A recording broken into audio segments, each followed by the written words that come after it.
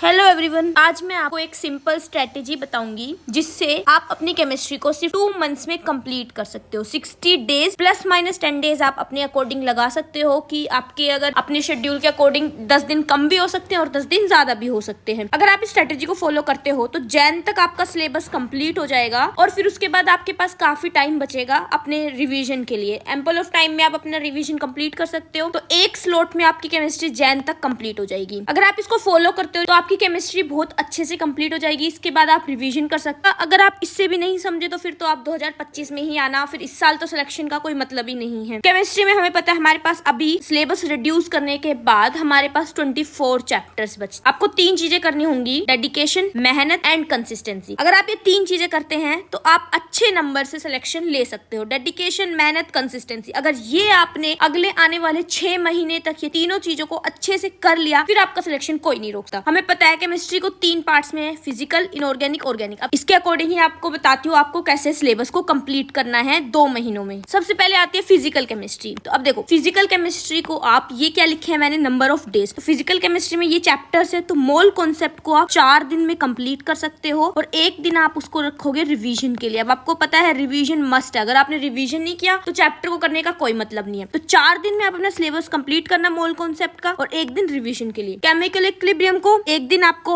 Chapter को complete करने में लगेगा, 1 दिन रिवीजन। आयनिक को 4+1 में कर सकते हो। थर्मोडायनेमिक्स को भी 4+1 में कर सकते हो। सॉल्यूशन को 3 दिन आप दे देना, 1 दिन रिवीजन के लिए। इलेक्ट्रोकेमिस्ट्री में 4 दिन में आप चैप्टर कंप्लीट करोगे, 1 दिन रिवीजन के लिए। केमिकल काइनेटिक्स में 3+1 एंड रिडॉक्स बहुत छोटा चैप्टर है, 1 दिन में कंप्लीट हो जाएगा आराम से और 1 दिन आप रिवीजन के लिए दे देना। इनऑर्गेनिक केमिस्ट्री में अब एटॉमिक स्ट्रक्चर बहुत छोटा चैप्टर है, बहुत सिंपल चैप्टर है, 1+1 में आपका ये हो जाना चाहिए। Periodic table 1+1, chemical bonding 3+1, coordination compound 2+1। अब पी ब्लॉक और डी ब्लॉक काफी बड़े चैप्टर है, लेंथी चैप्टर और मेजर चैप्टर है, इतनी जल्दी नहीं होते। तो आप इनको या तो इन चैप्टर्स को कंप्लीट करने के बाद कर सकते हो जितने दिन लो, या तो आप इन्हीं चैप्टर के साथ साथ डेली 2-2, 3-3 पेजेस अगर आप इनके पढ़ते हो तो इन्हीं चैप्टर्स के साथ ये कंप्लीट हो जाएगा। आपको पता है पी ब्लॉक और डी ब्लॉक में हमें बहुत ज्यादा रिवीजन करना होता है। तो आप क्या करना, मैंने तो यही किया था कि जो चैप्टर्स मैं करती गई उनके साथ साथ ही मैंने पी ब्लॉक और डी ब्लॉक को खत्म किया। मैंने अलग से पी ब्लॉक और डी ब्लॉक को नहीं उठाई क्योंकि इसमें हमें बहुत ज्यादा रीडिंग देनी पड़ती है, तब जाके हमें P block and D block याद होते हैं। तो आप क्या करना, इन्हीं चैप्टर्स के जब आप फिजिकल केमिस्ट्री के, इनऑर्गेनिक के रोज कर रहे होंगे उसके अलग से आप 1 घंटा निकाल लेना और 1 घंटे में अपना पी ब्लॉक, डी ब्लॉक ये कंप्लीट कर लेना। अब आते हैं ऑर्गेनिक केमिस्ट्री पे। तो ऑर्गेनिक केमिस्ट्री में हेलोजन को 2+1 देना, अल्कोहल, फिनोल, ईथर को 4+1, एल्डिहाइड, कीटोन, कार्बोक्सिलिक एसिड को 4+1, अमीन्स को 1+1। प्रैक्टिकल ऑर्गेनिक केमिस्ट्री बहुत छोटा है, कुछ भी नहीं है, 1 दिन में रिवीजन भी हो जाएगा और 1 दिन आप पढ़ भी लोगे। हाइड्रोकार्बन को 2+1। अब आता है क्वेश्चन प्रैक्टिस। आपको पता भी है तो मेन, अगर ये नहीं करोगे तो फिर फायदा ही नहीं है चैप्टर पढ़ने का। तो सबसे पहले एनसीईआरटी की एक्सरसाइज कर लेना, सोल्ड अनसोल्ड दोनों एग्जाम्पल जो अंदर दिया है इन टेक्स्ट क्वेश्चन वो आप कर लेना। फिर एनसीईआरटी एग्जाम्पलर आप कर लेना सोल्व, और फिर पीवाईक्यू तो करनी ही है ताकि आपको पता लगे किस टाइप के क्वेश्चंस नीट में पूछे जाते हैं। अब आपको एनसीईआरटी एक्सरसाइज इन टेक्स्ट वगैरह करना क्यों जरूरी है ये मैंने अपनी लास्ट वीडियो में बताया है। लास्ट वीडियो आप जाके देखो, उसमें मैंने स्ट्रेटेजी बताई है कि आप कैसे पूरे सिलेबस को कंप्लीट करोगे नेक्स्ट 3 मंथ्स में और फिर 3 मंथ्स में रिवीजन को। तो आप अगर ये पूरा अच्छे से कर लेते हो तो आपकी केमिस्ट्री सिर्फ 2 महीनों में कंप्लीट हो जाएगी। आपको पता है आपके पास टाइम बिल्कुल नहीं बचा है। आपको बहुत ही मेहनत, कंसिस्टेंसी, डेडिकेशन के साथ अब काम करना पड़ेगा, तभी जाके आप अपना सिलेबस कंप्लीट कर पाओगे। अगर आप जैन तक अपनी केमिस्ट्री को अच्छे से कंप्लीट कर सकते हो तो आपके पास काफी सारा टाइम बच जाएगा जिसमें आप रिवीजन कर लोगे। और आपको पता है अगर आपने केमिस्ट्री का 4 से 5 बार रिवीजन कर लिया अच्छे से सिलेबस कंप्लीट करने के बाद तो आप इजीली केमिस्ट्री में 150 तक स्कोर कर लोगे। तो रोज का एक चैप्टर जैसे मैंने बताया इस तरीके से अगर आप इसको फॉलो करते हो तो ये आपके लिए बहुत अच्छी स्ट्रेटेजी हो सकती है। तो बस आपको मेहनत, कंसिस्टेंसी, डेडिकेशन, ये 3 चीज जो मैंने आपसे बोली थी इसको आप अच्छे से करते हो, इस बार आप सिलेक्शन लेके ही जाओगे। मैंने अपनी लास्ट वीडियो में फ्री मेंटरशिप का भी बताया। आपको अगर फ्री मेंटरशिप में एनरोल करना है तो आप कमेंट सेक्शन में मुझे बता सकते हैं। Thank you.